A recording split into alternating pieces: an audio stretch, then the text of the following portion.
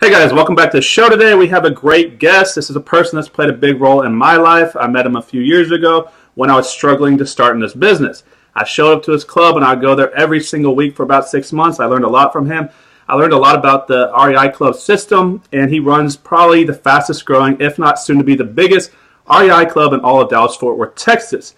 Now, he built a huge rental portfolio, and he went on to get into new basically new development. He's building houses all over Dallas, Texas. We're going to talk about that progression, but I want to introduce to you my guest, Joe Boston.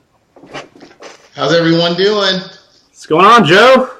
I'm doing well. How are you? So good to see you doing well. Well, appreciate that. So, guys, Joe's here, and he's got an office in Arlington, Texas, right by Cowboy Stadium. And multiple times a week, he's got events there for everything from wholesaling, rehabbing, landlording, new development. He's got hard money lenders. Basically, anything and everything you need to run your real estate business, you can find at Joe's Club. Now, over the past few years, he's been building this club. He's actually one of the only ones that actually owns an entire office building just dedicated to his basically real estate investment club. He's also got a brokerage within it. So there's a lot of different things Joe Boston can do for you in Dallas. He's going to kind of talk about his rise in real estate because it's a good story. He started out years back, and he started building a rental portfolio. He's going to talk about the power of buying and holding properties as compared to doing owner financing. And he's also going to talk about what he's doing now, which is building out subdivisions and building infill lots and building houses. So, Joe, kind of tell him how you got into the business and how you started buying rental properties. Well, again, thank you for having me on the show. I'd love to see someone like yourself who started in the industry and actually had the vision and actually correlated that with the work ethic. So that's the one thing, even though work is a 4-letter word, it's a necessity in our industry. So I want to make sure we start that and get that out up front. But basically, I was an Air Force officer, which I bleed blue. So I like to thank all the men and women out there for their service, because I definitely was one of them. But while I was in the military, I actually was in an area in Florida, which I thought was going to be like Miami, but it actually was not. It was in Melbourne, Florida. And because I didn't have much to do as a young lad like yourself, and this is early 90s. This is before the internet and all the mass forms of media. I was actually able to meet a gentleman that was doing this. And so me not knowing anything, I was like yourself. He took me under his wing. I mean, we would just have conversations. Yep. And because I didn't have anything to do on the weekends, I would spend my weekends with him. And then I started to acquire properties. Now, I still own homes in Florida, but I was able to sell one. Well, actually, I sold two, and I netted over 6 figures. And that was my equivalent to an addiction at that point in time. That's all right. Because that was twice as much as I was making as an Air Force captain in the military. And I'm like, whoa. Now, didn't really have the bug because at that time, just because there wasn't all these different reality TV shows, but the market was much better then because lending regulations were a lot less stringent. Yeah. So after that, I decided to transition out of the military and I moved to Texas. I was actually in finance. I was a finance manager. But at that time, I had actually been introduced to real estate in Florida. So then I started to buy rental properties. Okay. And why that happened is because I did have a 9-to-5 job, which I was doing pretty well. But I realized because I was in finance, and I want to echo that.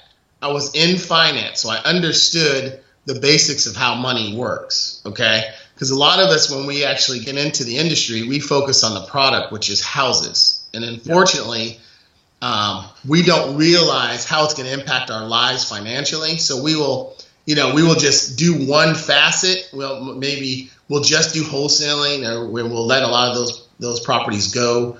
And even though we might have a lot of those transactions, we will not actually keep them for ourselves. So me, like if I'm talking to yourself or other people, I've always professed to hold for yourself over time. I mean, you just can't get it right. If you talk to me, that's how I'm built. It keeps them all. But the reason why I was like that is because another guy that was actually my boss at the time was like, hey, you should hold some of these because, you should think about cash flow. And at the time, I didn't really know much about cash flow until then. After I got, my 10th at the time back then, I'm like, wow, this is pretty nice. You know what? This is as much as I'm making at my job. Yep. And so if I didn't want to work anymore, I actually wouldn't have to. And so then it just caught on. Now, is that rocket science? Not really. But does it mean you have to have discipline? Absolutely. And I think that's another component of what we do. The people that are successful have discipline. Yeah. And like I mentioned earlier, and you know this, to have a good work ethic means you have to have some discipline, because you have to actually have time management and to apply that not only to yourself, but actually to your investments. Okay. Yeah. Like Warren Buffett says, if you're going to invest in the stock market for the short term, that's gambling. Okay.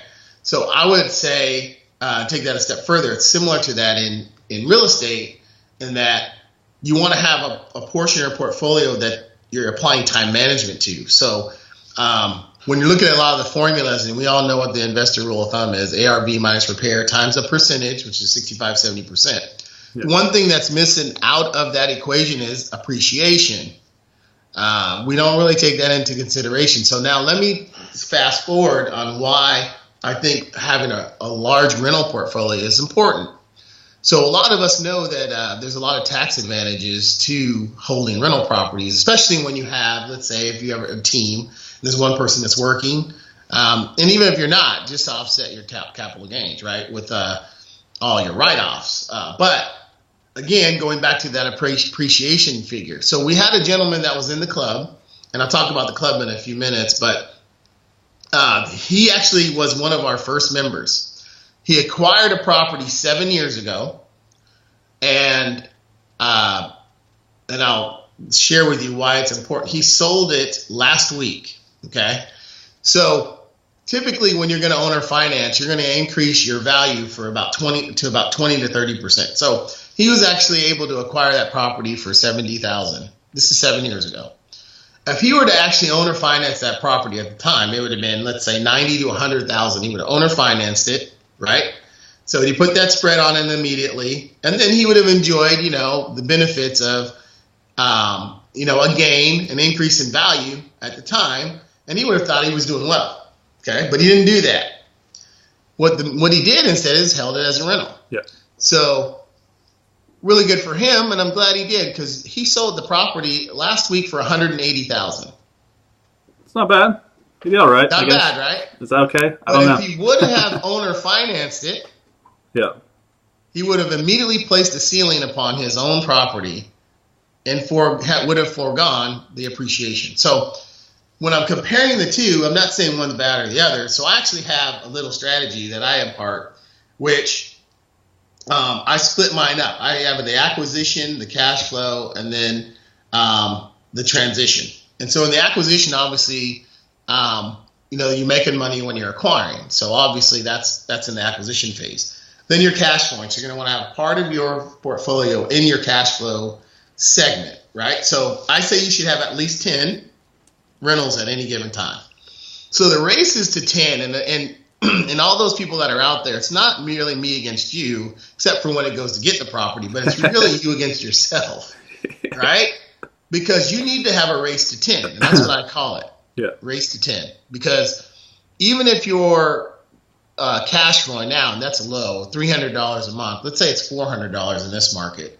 I mean, that's $4,000 a month. Yeah. If you go and work for a company and you're actually netting $4,000, you got to add 30% on that.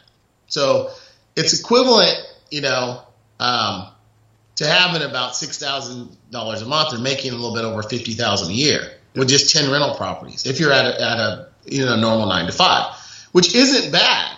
Okay. So if you double that, take it to 20 houses. I mean, that's over $100,000 a year. Okay. So you wouldn't think that having 20 houses would be that hard. And so that's why I say a race to 10, especially if you have a spouse or someone, you have a partner that's working or generating income. That's a decent lifestyle. Okay. Yeah. So, and this, 10 isn't an extraordinary number.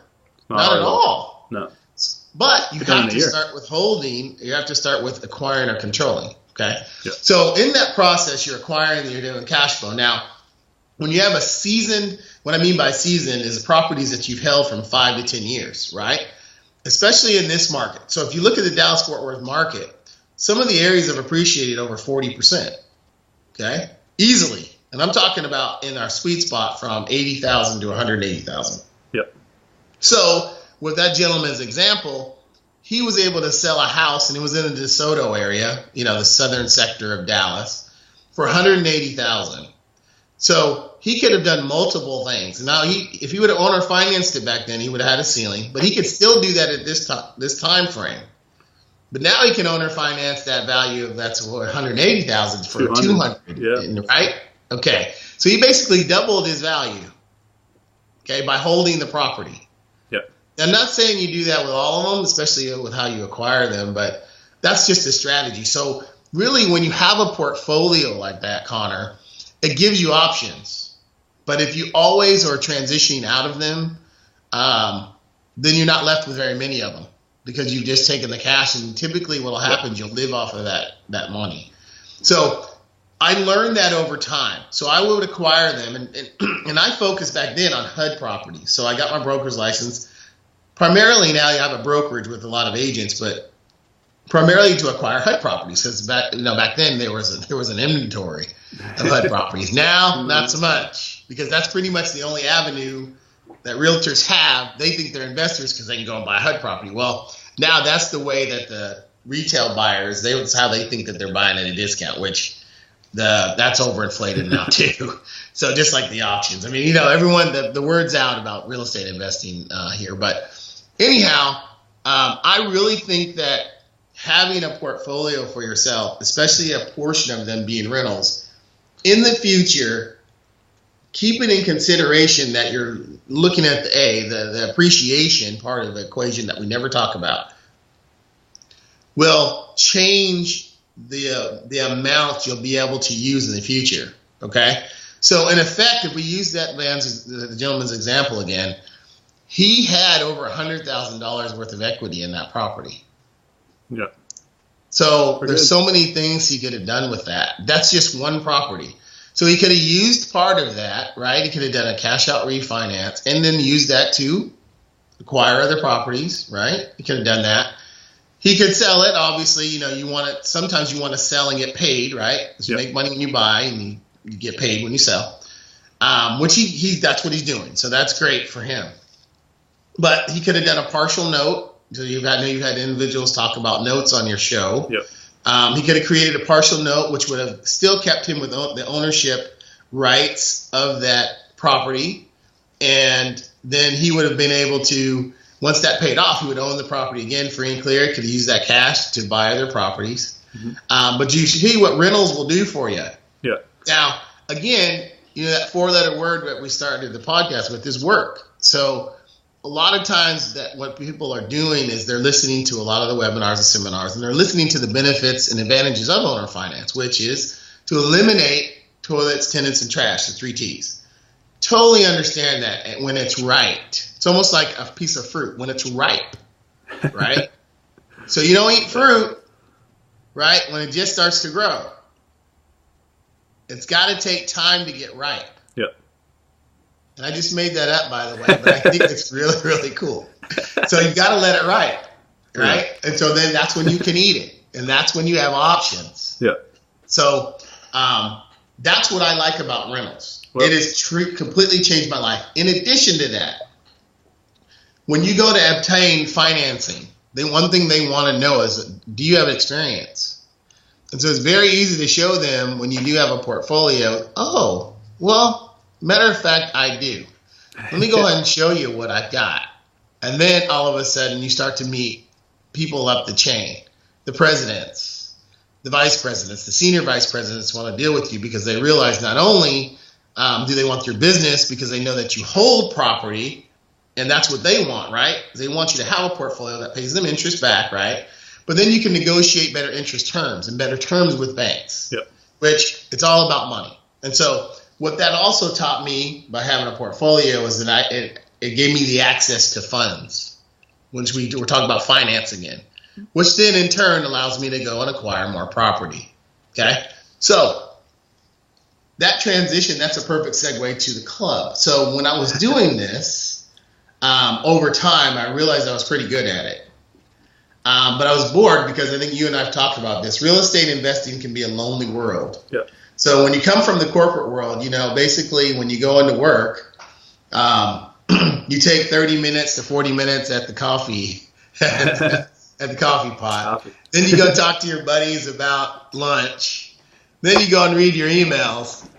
Then you respond to your boss about what you didn't do or what's wrong. Then you go and have a meeting with him or her. Then you go back to your desk and respond to some more emails, and then it's lunchtime. Good life. Then you might spend another hour or two working when you get back because you've got to do something. Then you take a break, and then it's almost time to go home, right? Yep. So, when you're in that kind of an environment, in your 9 to 5, it's much different than when you're working for yourself, right? Yep. So that's why I actually didn't learn that way. I watched it because I was in finance, so you have to have those numbers. That's why I quickly transitioned out of finance because you really had to work. And I saw the sales guys. I was like, wait a minute, that's where I want to be. I want to be at all those dinners and all those galas instead of doing all the numbers and seeing what they're spending. So that's why I transitioned in sales. So anyway, but the club was a way for me to have an environment where I wasn't alone all the time. Because when you're working really hard, and you're really good at something, there's no real reason to share it. You don't really have to. It's working, and like I mentioned before, when I saw that I was actually generating enough money not to work, I could have done it alone, but it's no fun. It's kind of like a child. It's no fun when you have a bunch of toys and you have to play with them by yourself. It's cool when you can take your toys back and you can show them that, hey, these are my toys, and I'll let you play with them, but at least you have someone to talk to. Okay, so I was going to all these other clubs this is probably, I would say, 8 to 10 years ago. And I wasn't getting fed. It's kind of like a church. I don't think I was being fully fulfilled because it just wasn't fun. It was the same kind of topics, and that, and you'll see that if you go a lot. But there wasn't a whole lot of fun. So I wanted to actually start my own process so that people really got fed and they were actually meeting people like yourself instead of just being sold all the time, where they could really learn the business. Now, it's not free, obviously, but they could really learn. And I think you'll echo that. I personally feel responsible for when we're having meetings to help people. I genuinely feel that way. And I will always do that. That's the fun of me, because I don't have to, because of the portfolio I built. Yes, I like to make money, but I don't have to have it. And that's what feels good, right? Now, I'm hungry just like the day I always start, like I told one of our friends, Lolita, every morning I wake up, I start at 0. And I have enough bills that keeps me motivated, right?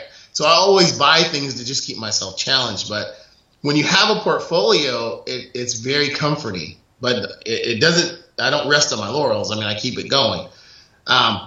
So I like to help people, and that's why I reach out to people that I know that are going to do not only a good job and they work hard, but they're going to treat our customers well. And that's one reason why I reached out to yourself, because I know that that's how you handle your business and that we treat each other the right way. So doing that, it's been over the last 7 years. It's been building it from the ground up with the right people, and it takes time. And just like any business, you got people come in and out, but the leaders, like yourself with wholesaling, you lead our wholesaling division. We've got Steve Labus, who's handling our flipping division. We've got Scott Freeman, that's doing our multifamily. And then we've got a myriad of other people. I give a shout out. Sandra Nesbitt does, fire damage and vacants. We know her. Lolita Sherial does marketing and wholesaling as well. So we have a lot of really good friends in the industry. Eric Bodawala is out there that does wholesaling. Taylor Weekly, that was on your show, does wholesaling. And Terry Weekly does our money. A lot of our sponsors at the group, we've been able to develop a lot of relationships, like Finishing Touches, with Blake. Johnson. You had Amy Sayre on your podcast. Yeah. August REI. We have Oak Cliff Building Materials that handles a lot of our new construction. And so when you look at our site, which is DallasREIG.com, by the way, it's DallasREIG.com. I got to give a shout out. You will see all of our sponsors and also our people like yourself with their classes and education and training and a lot of our real world events. So how we're set up is basically we are a little different than most of the clubs that are out there. Our foundation is based off subject matter experts. Yeah. And so a lot of the clubs will actually have a foundation of national speakers, where they'll have a lot of outside influence from the industry, which is great because we want to infuse that too. But my thought process was, if we have trainers, I want to be able to drive and talk to them. I want to be able to have them actually in front of me. And so that's why it's taken a long time. So the people that I work with and I like to lead our club might not have ever done what you're doing now, right? You learned this business and then transition into being a trainer, which is the greatest way in my mind to do it. Just like in the military, it's great to be a soldier first and then a leader. Right? Because then you know what it's like to hold a gun, or you know what it's like to have bullets flying by you. Then you'll lead a little differently. So it's the same thing with you. You do the business. And so when you're teaching them, you actually can understand exactly what's needed to be done instead of just teaching all the time. Right? Because a lot of people that do this now, that are trainers, they might not have sold or done a transaction for 10 years. You know. So anyway, I work with we're built on the foundation of subject matter experts that the people that attend the club can actually talk to. Okay, so that's number one. Yes, will we have national speakers? Absolutely, but that's not our foundation. What's good about that is that we can actually transition them and have them work with people during live real world events. So when you actually go on our event calendar, you'll see that we'll have actually live events at properties, whether it be multifamily, fire damage, single family, new construction, that they can actually go to and see exactly how it transitioned from the classroom to the execution in the field, which I think separates us as well. I really think that we built something great here, along with you. I mean, and the other team leads that are working with us, and we've stood the test of time. So we've been in operation for 7 years. I have a great staff that assists us as well. And like you mentioned earlier, we have a physical location at 717 East Border Street, and that's in Arlington, near the University of Texas at Arlington and the Cowboy Stadium. It's centrally located to support Tarrant County as well as Dallas County. So is it perfect for everyone? No, because if you live in far north Plano, it's harder to get here. But if you live in Denton, it is as well. But we have people coming from Hobbs, New Mexico, Wichita Falls. So we have people because they're being fed, right? So it's more about the content and value that we offer, as well as the frequency. So we'll talk about it as well. I think we're one of the most active clubs in the Metroplex as well. We have events Wednesday, Thursday, and Saturday because real estate never stops. And it gives our customer base the ability to meet different people and different topics, and they don't have to be full blown. Like yourself. So you're offering, different segments in wholesaling, where it doesn't cost them an arm and a leg, just a couple fingers to get involved in real estate, right? So they can then decide, when they develop a strategy and work ethic to get involved and see exactly what it takes, then they can go a step further. So we offer that. And I think we can do that because we're local. I think that offers us the ability to be more flexible. And you're in the business. When you're just a teacher and educator, it's a little bit harder because they want all their money up front. Right, because the manuals and everything else has already been generated, right? They got to pay that. So I think that differentiates us as well. Then it also, because of the frequency, we can offer programs that a lot of the others cannot. And that's where the rubber meets the road, okay? So we have offered a new program. I think you're going to talk about the new construction, Okay. And we're the only club I know of right now in the area that's doing that. And why we're doing that is because I had a problem. Because I'm not a traditional wholesaler and I do marketing, I was used to working with people like yourself that would provide me deals. And I think a lot of the investors that have been doing this a while were like me, because you could actually buy 70 cents on the dollar when I started. Those numbers have changed. Okay, and you know that as well as I do. Definitely. And so because of that, me, I'm going to figure out a way to get back to my number. It's going to take work. I want everybody to understand that. It's not like we're not doing that. We're working this 7 days a week in early mornings. And it doesn't stop, right? Because that's just the way we're built. So I decided, how in the world can I make an impact, continue to provide housing for people at price points where they can afford? So I would say the sweet spot is 80,000 to, let's say, 180,000. A family of four that's making $50,000 a year, let's say total, they can afford that. Builders in the industry now are building 250 to 300,000 and above now, because it's where their profit points point them, because they have staffs and overhead. And so we've adjusted to buying properties in that sweet spot, which, because of the way we can build, you can automatically gain equity. So we started a new construction segment here at Dallas REIG. In addition to your wholesaling program, the flipping program, the multifamily program, single family program, and all the other programs that are affiliated to those, we've added the new construction because we felt it was a great fit. Yeah. And so we've been doing that for the last 6 months. We've built and been affiliated with 5 deals now in Dallas. And just to give you an idea, we're building for about total 120 in that range, 120,000. All of them that have sold for north of 160,000. So when you build that way, you can see that you're automatically leaving. You're having instant equity if you want to hold, but a lot of them have sold. They flipped them. But we're offering a program at the club for investors to participate in that program. And so you can actually bring your lot, or you can acquire a lot from us, from Dallas REIG, and then we will build a house for you. But if you're interested in that, if anyone that's listening is interested in it, they can actually go to our website, and they can attend, because actually next week we're having a new construction meeting to talk about it. We're also on Meetup as well. DFW New Construction Meetup is out there for them to go and see that as well.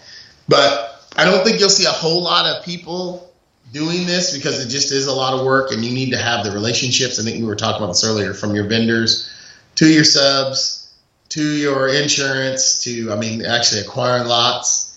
So it's a team effort, and there's a lot to learn, and dealing with the cities. It's just a lot. So it's more than just learning it off the cuff. So it's taken me a while to learn, but wanted to help again, foster the well-being of the real estate investor, because I really think we're doing a good thing for neighborhoods. We're gentrifying areas, and we're employing people, and we're paying people that don't necessarily want to do a 9 to 5. I think it's a great industry. So going back to Dallas REIG, it's all under that umbrella, which is a funnel. So I think really real estate investing is about people. It just so happens that houses and those processes are a product. And so as long as you develop a funnel like yourself that's helping people to drive success in our industry, I think that's a good thing. And so the club actually does that. And out of all the relationships that I've built over time, it's really I've been a benefactor of growing through relationships like yourself that I never would have had. If I wouldn't have started this. You just bought that house today because of someone coming to the club. So correct. A lot of people, think about starting their own clubs probably around the country, and they're wondering, is there room for them to come to the market? kind of give them some of the ideas if they're around the country and they're thinking about starting a club, kind of the benefits or headaches that they would have, or Okay. yeah. Well, first you have to understand that when you start, it's like a philanthropy. So there's going to be many days and many nights that you're going to spend when you start a club. You might have one person there. Yeah. You can't start a lot of these processes just with money in mind.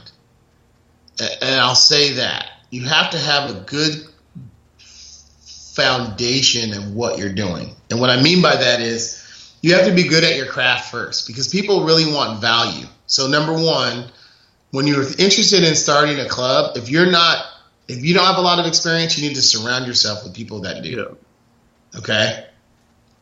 Fortunately enough, I'd been doing real estate for about almost close to 20 years at the time I started. So it's pretty easy for me to pick up on a lot of the techniques. Okay. And I have the work ethic. Okay. So I'd spend 7 days a week. So if you remember, I've been meeting for 7 years straight every Saturday. Every Saturday. No breaks. Yeah. Well, that's why, what is there, like 600 meetup groups that try to start in Dallas, and 10 of them have grown, so it's not something, guys. I know a lot of y'all think, I'm just going to go start a meetup group or a club and it's going to be real easy, guys. Just like he always says, you're going to have to work. You're going to have to stay there late. You're going to have to put a lot of time in and you're going to go through a long period before it starts producing anything for you. But if you're able to grow a big club, you're able to help the community, and the benefits, are just going to be endless for you. And that's why he's been able to grow kind of what he's done here, because he gives first and then everything comes and falls behind. So. Right. I agree. Yeah. I think you and I are definitely talking, because when you attended the club, you were starting.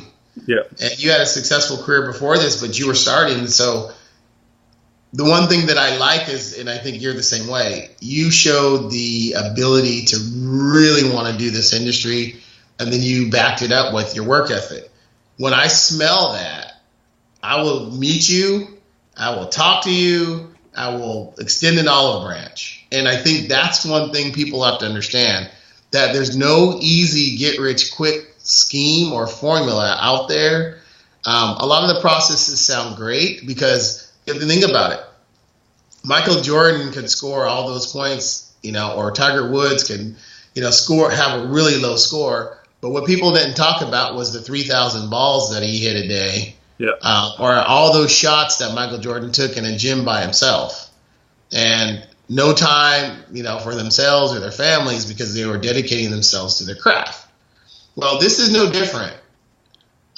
Just because we're on reality TV and there's shows that make it look easy, that's just when it's finished at its completion. So that's equivalent to going to a car lot.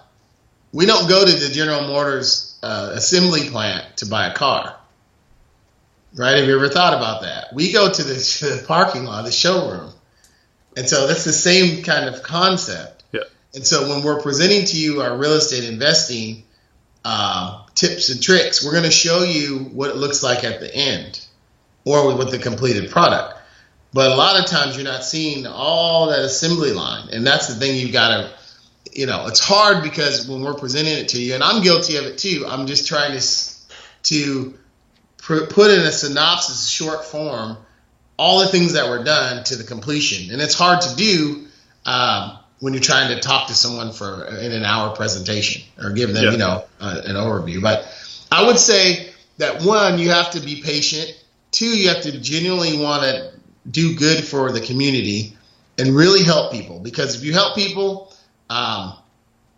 money will come back. The saying is confidence brings money.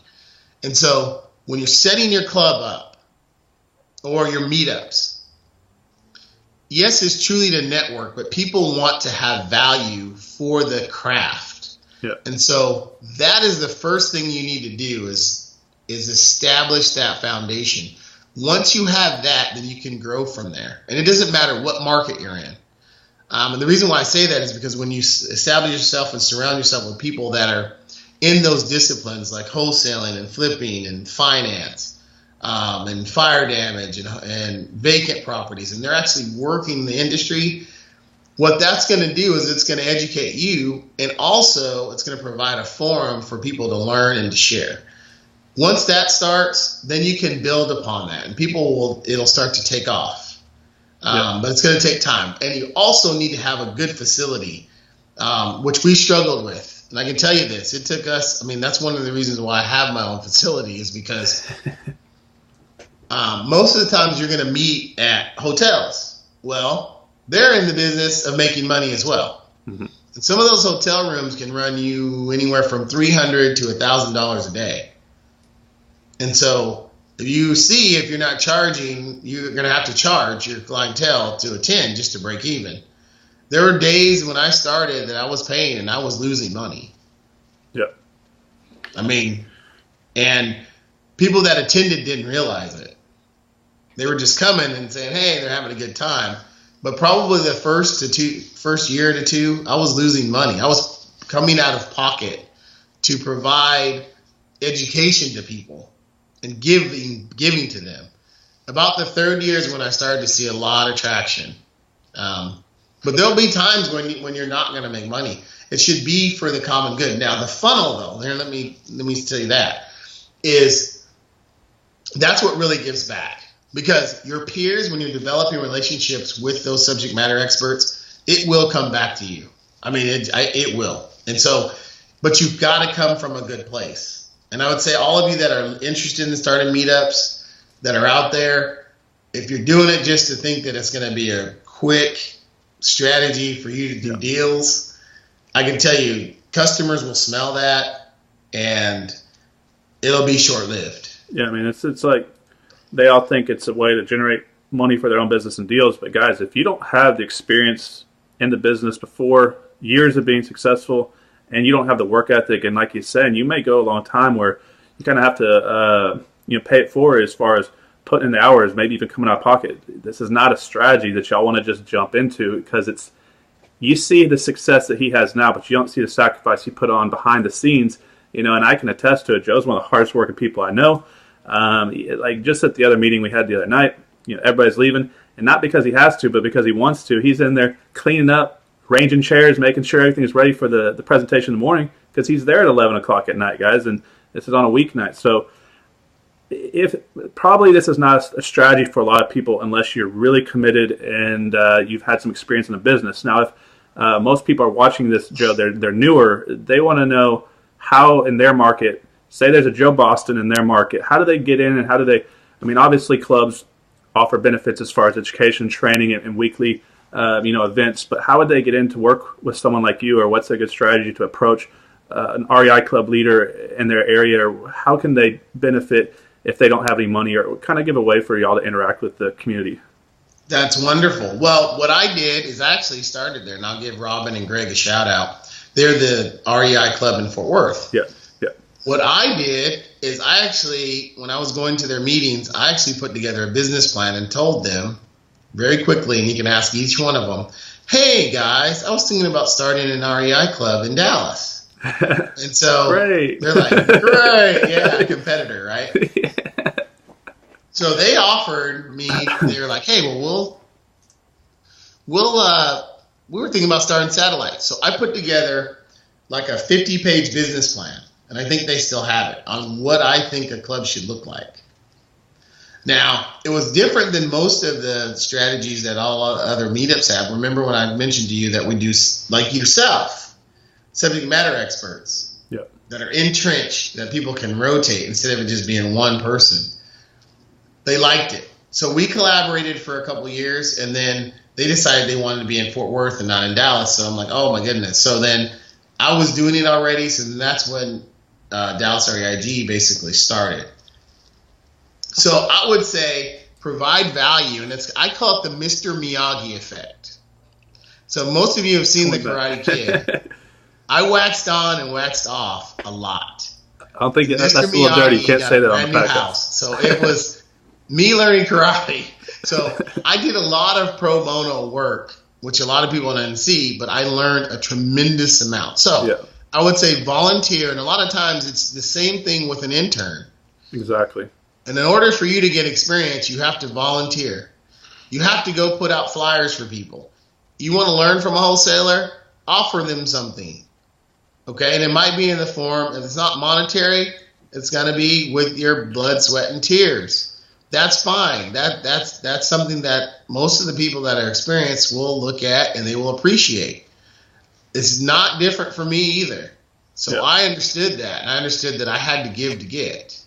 And so I would say if they want to work with a club member and learn from them, first of all, approach them with genuosity and say, hey, I'll do the work. And what do you want me to do? I'll be on your team. And then you will learn the tricks of the trade, because there's a lot that goes on behind the scenes. And yeah. Also who you need to set up for your staff, because there's so much that goes on with just setting up a meeting and how to take payments, how to deliver product. How to set up a schedule, how to get people interested in working with you, how to get sponsors. There's a ton of things that you need to understand, how to develop credibility, right? So that how to handle conflict, how to handle when something doesn't go right, how to protect yourself from a club standpoint. So it takes time. And like I said, I collaborated with them, and I spent a year probably with them at least in attending their meetings every week so that I could see exactly how it was run, going to other meetings and seeing how it was run. It wasn't taking time off. It was going after work. It was going to meetings when I was dog tired, and just going to listen, even if it was the same topic, to see how they were set up. So again, I think it's just inherent. You have to really want this.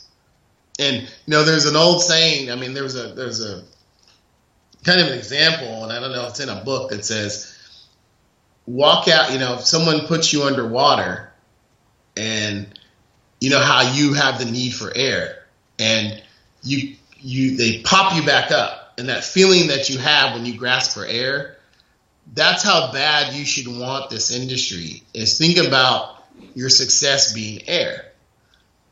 So if you dunk yourself underwater, and how bad do you want to breathe? Well, that's how I feel when it has to do with real estate investing. Every day, and I tell you the same, when I start at zero, what am I going to do today that's going to impact me in the future? And people say, well, you've got all this stuff. Do I? I'm like, really? I do? What do I get? I don't. I don't feel like that. Right? I don't feel that way. And I think that if you're genuine, you won't. I just think that the guys and gals that I see that are really successful, a lot of times you don't even know it until you really dive deep, and they really open up to you rather, and tell you about how successful they are. Typically the ones that do flaunt it, they've got a lot of debt. They're struggling. But the people that really are, don't say it, because they're too busy focused on being more successful and helping people. Yeah. And so I would say that's how you become successful. Don't chase the new shiny object, right? Because it has to be deep within to really like what you do. And once you figure that out, and that's another reason why you want to attend a lot of meetings, to figure out which segment really attracts you, and so that you'll do it. And you'll enjoy it, because you really truly have to enjoy this business. You really do, because there's a lot of effort. And I wouldn't even say that I wouldn't call it work. There is work, but I'd say there's a lot of effort. You have to have that ability to want it and put a lot of effort into it.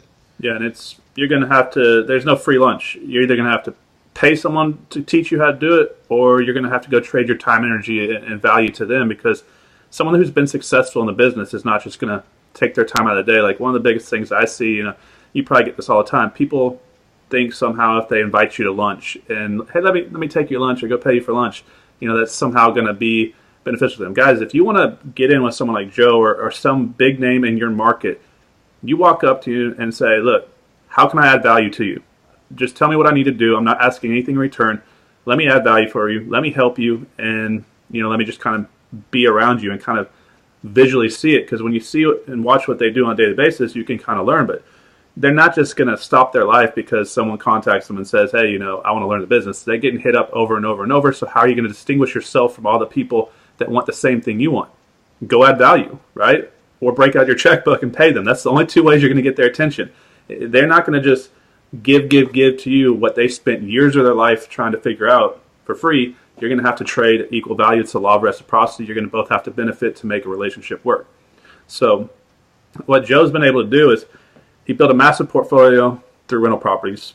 He grew his REI club, which has created a ton of relationships for him, which he probably had no idea he was going to go into new development, but that's just kind of like how life unfolded for him because of all the relationships and connections he's met. And now he's built his new development program. He's helping a ton of people here in the DFW area. So guys, if you're in the DFW area, you should be down there. But even if not, there's a Joe Boston in every market. You know, there's a different club that's doing probably something similar. So go down there and try to figure it out and figure out how to work with these individuals because they can really help you in your life. And so, Joe, can you kind of let people know how they can get a hold of you? And if you got any last words of wisdom and any inspirational advice for some of these new investors, because, you know, we come across new investors all the time. That's who's usually coming to the clubs, and a lot of them are just trying to make it and need some help. But I want to give it, we'll put all your contact information below on here and we'll share it around, let everybody know how to get to you. But go ahead and, you know, give your last bits of wisdom for the community here. Well, the one thing I would say is have an open mind when you're approaching the real estate investing, doing that as a career. Yeah. I would say that it's effort. You know, there's three things we always struggle with, all of us. It's time, effort, and money, and two of those have to touch. And I would say treat it as if you don't have any money. And so if you treat it as if you don't have any money, then you're going to be giving your time and effort. When you're at that point, like I said, and you feel is as important as you need to breathe, that's when you're ready. Yeah. In addition to that, I would say race to 10.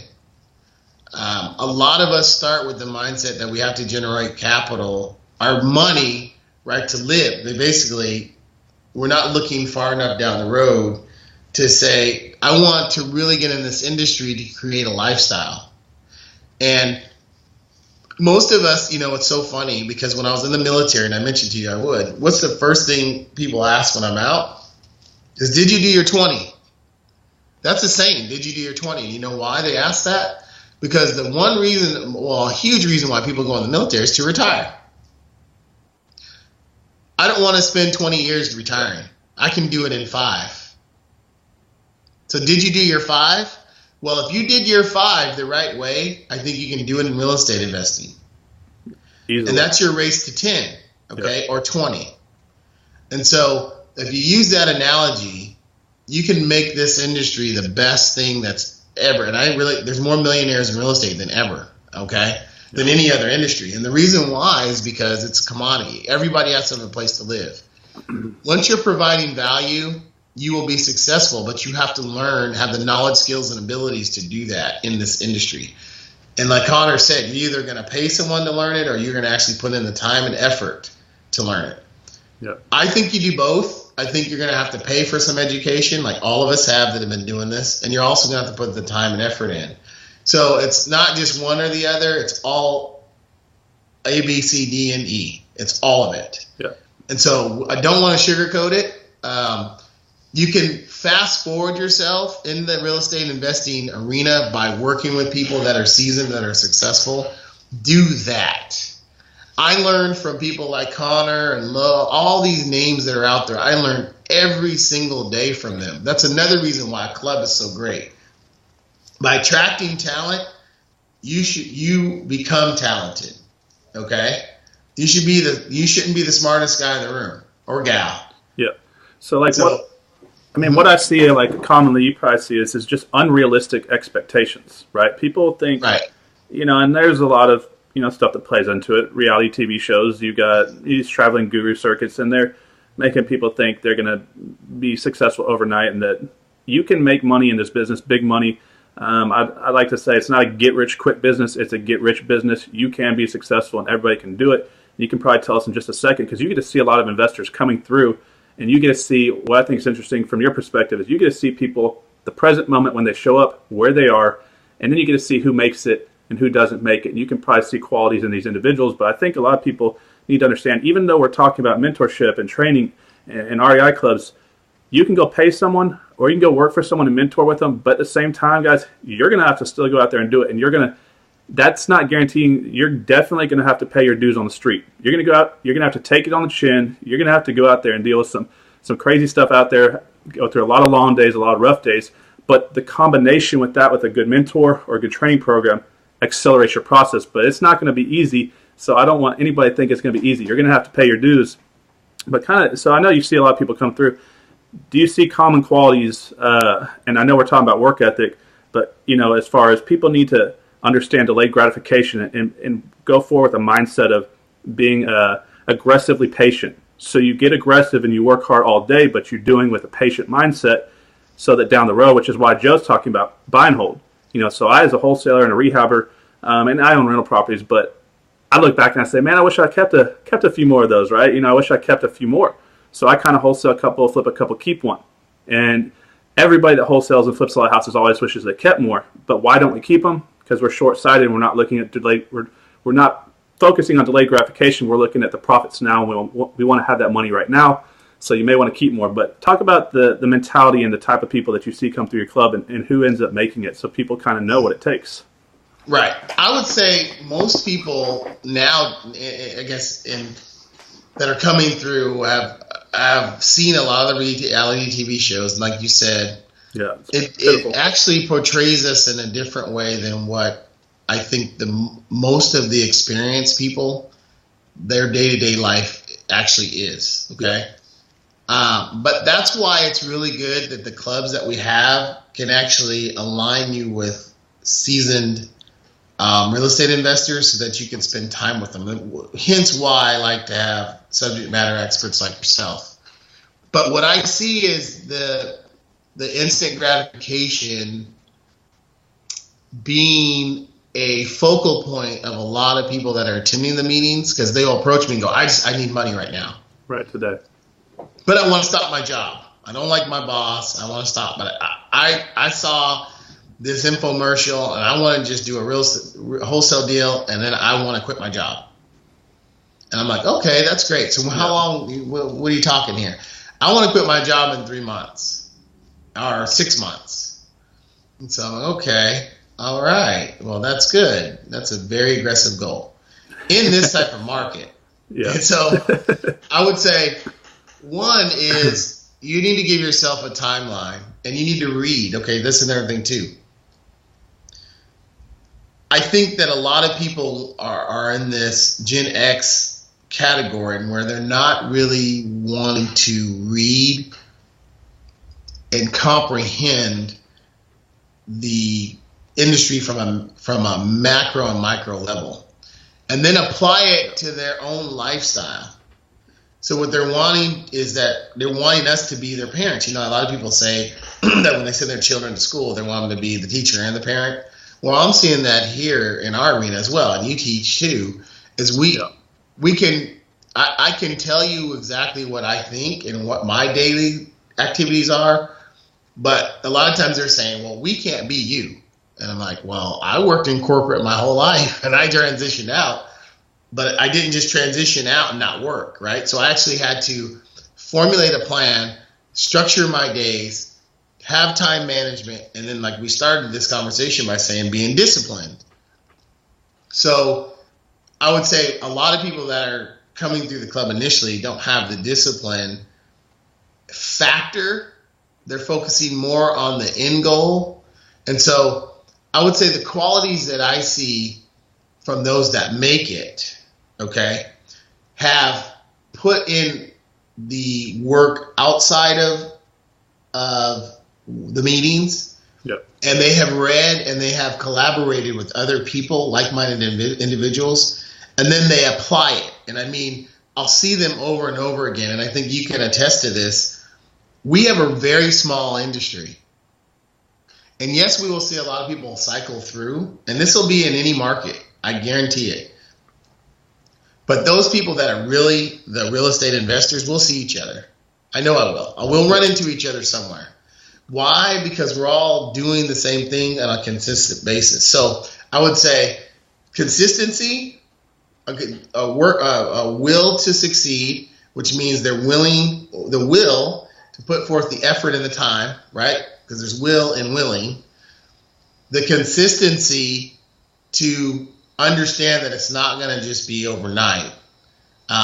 Yeah, we might hit a home run every once in a while, but it's the singles that win the game. And so they're consistently going to be working with, and like you teach joint wholesaling, joint venture wholesaling. Yep. The ability also to work with people and not focus on the money they're going to make, but the whole return, meaning the education they're going to learn. I mean, they're going to gather from working. They might not get as much, but they'll win. They'll, like I heard, I've learned is I've never seen anyone go broke from making a profit. But they'll actually work with people and learn and get that knowledge, which was worth more than they would have gotten, even if it was a $5,000 paycheck. They just learned how to make $10,000 on every future deal that they're going to ever do, but they will stop working because of that, right? For that $2,500 windfall. So I'd say the time and effort, and then the consistency. Yeah. And I can use you as a prime example. You were very hungry and driven. It was in your eyes. You would have gone anywhere and met with anyone that was willing to spend some time with you. And then you, behind the scenes, did these things, like I was mentioning to you with the sports analogies. All the work that you do, nobody sees until it's there. So it's the shiny new car, but they're not seeing the assembly line. So I would say those people, which is few and far between, and I would say the top 10% are those people that are willing to put the time and effort in initially when there's not a huge return. Like I said with the club, the first 2 years, and you could maybe accelerate that, there's not going to be, nobody knows you. Yep. Nobody knows you exist. Nobody trusts you, right? That's the way our environment is. Nobody can validate you. So you have to give that time to ripen so that once people do know who you are and they can see that you have a genuine need and willingness to help people and to collab. When I mean help people, I mean also when you're joint venturing, right? You're helping me make money, so I'm in turn going to help you make money. Yeah. So it's not just about your customer. Once you have those, I think that's when you will propel from being the bottom 50% into the top 50%. And I think those qualities, I mean, even though they sound basic in nature, are rare because people want instant gratification. And if it doesn't work, I remember talking to one of our mutual friends, Tim Harridge, and, I remember him telling me, it took 6 to 9 months. He spent thousands and thousands of dollars before he got, his first deal. I mean, or call. I mean, it could be that way. But once you got that first deal, it might pay for all your money back. But if you're not willing to deal with the circumstances of loss, then how can you ever deal with the gratification of gain? You can't have one without the other. So once you have those qualities, and I would say this too, it's always good if you can partner. And what I mean by that is you have a significant other that has a 9 to 5 so that you're not, starving.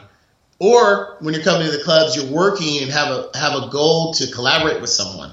So if you are out there and you're listening and you are by yourself, then use the clubs as a forum to develop a relationship with someone that's doing something like you that wants to invest and form an alliance so that you're not doing it by yourself. That's another benefit of attending these clubs. Yeah. Because not everyone's like a Connor Steinbrook. They're not going to just do it themselves, and you might work. So that means you have to have an open mind, like I said, to be able to work with someone, develop a relationship with them, and then grow together until then you have enough capital to do deals on your own. So the qualities, I think, are very simple. It's always the fundamentals that will make you successful. It's not rocket science. It's time and effort and willingness and have an open mind. Now, the one thing I will say is real estate is not just called real estate. It's real estate sales. Yeah. So when you look at the sales industry code, SIC code, it really says real estate sales. And one thing that you got to understand with sales really doesn't stop. If you go to a car dealership, it's open from sun up to sundown, right? Those salespeople will be there. The car industry and the real estate industry are very similar. All day. Right? Yeah. But somehow we've tricked, I guess, or the way we present real estate investing is it's like a 3-hour day, or it's just a 3-hour deal. And I think that's just because we're showing you the finished product and the closing, and then we'll show the check. Exactly. Well, there's a lot that goes on behind the scenes. So I'd say, contact, and I said, a lot of people that are doing this is very hard to get a hold of them. But if you offer something, like Connor said earlier, some value, not wanting to get any monetary, because again, I mean, you're going to have to offer something to get knowledge. And I would say that as well. And when you see a guy or a gal like that at the club, you know it right away. But I can tell you, out of the thousands of people that have come through those doors, it's very few of them. Yeah. Well, I know you got to run here in a second, but guys, basically, it comes down to hard work, relentless work ethic, basically doing what other people aren't willing to do, and getting rid of that sense of entitlement, because I think that's what a lot of people, why they suffer and why people get angry and upset is because if something goes wrong and you're getting upset, that say like your HVAC system goes out, it's a sense of entitlement. The reason why you get upset is because you're like, how dare this happen to me? Why am I dealing with this? How bad a break it is. And so to add on to some of the traits, that he just gave you to make a successful investor is you have to be resilient and you have to have a positive outlook and a positive attitude. If you're a negative person, you're always complaining and, you're always in a bad mood, nobody's going to want to work with you. This is a networking business. And I know Joe's got a, what's your saying? Like say you kill more hunting as a pack than on your own or whatever.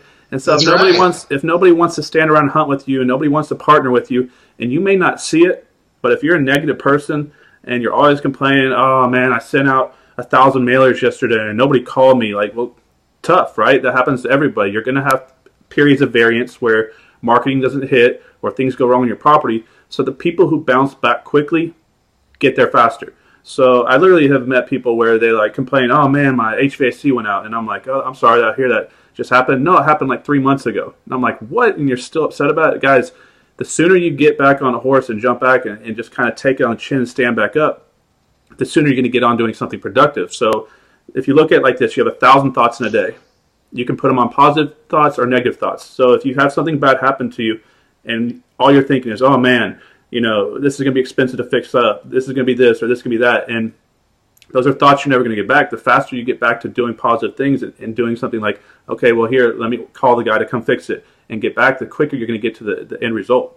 So Joe gave you a lot of good information today.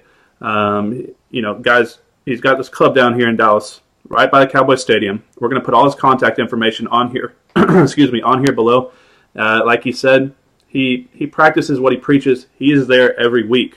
You can go down there and see Joe anytime you want. He's always there. And Joe, I appreciate you coming on here. And you've been an inspiration for me. I appreciate all you've done, and I appreciate what you're doing for the community. And if you want to give out your number or anything like that, now's the time. All right. Well, again, our website's Dallas REIG. That's Dallas REIG, stands for Real Estate Investment Group, DallasREIG.com. And our office number is 817-477-3222. We meet every Saturday. We have an event, I would say, or an activity every Saturday from 11:30 to about 2 o'clock. So you can go on our website and see our event page. And this next weekend, we're having an expo. So, we'll be there, but we have events, different types of real world events, topics, a wide array of topics because we meet so often. I think that differentiates us. A lot of different subject matter experts like Connor that you can meet at the events. I think that is just invaluable. Again, one thing that I did not mention is that a lot of times you'll need access to capital. A lot of people at these meetings will have capital, and they're looking to collaborate with people that are out there looking for properties or have properties. So that's another reason why you want to come to these events. But I really enjoy working with people like Connor because they're doers. And I think that's one reason why you want to listen to him. He's got a really good thing going on. He laughs, but again, it's a very rare quality. And if you pick up on it, I think it's very good for you to emulate because success brings success and confidence brings money. And if you can see that he's developing that. And so for those of you that are out there, you can do the same thing. It has changed my life completely. And I would say this, When you dedicate yourself to something that you really like, it's not so bad at all. But when you have to dedicate yourself to something that you don't really like, it is a big deal. So if you're going to a job that you're not really passionate about, or you're making someone else's dreams come true, it's a lot harder than what we do. Yep. Trust me. I agree with that. It's a lot harder than what we do. So when you learn that, and you learn how to apply, what we do with finance, it'll be your race to 5 instead of doing your 20. Really, 3 years.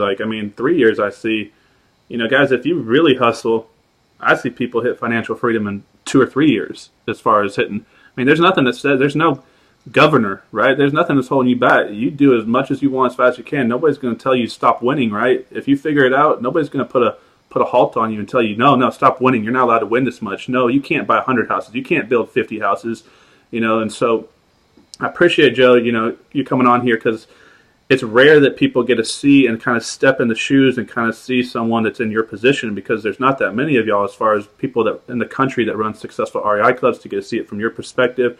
And I think a lot of people just don't understand that, you paid your dues.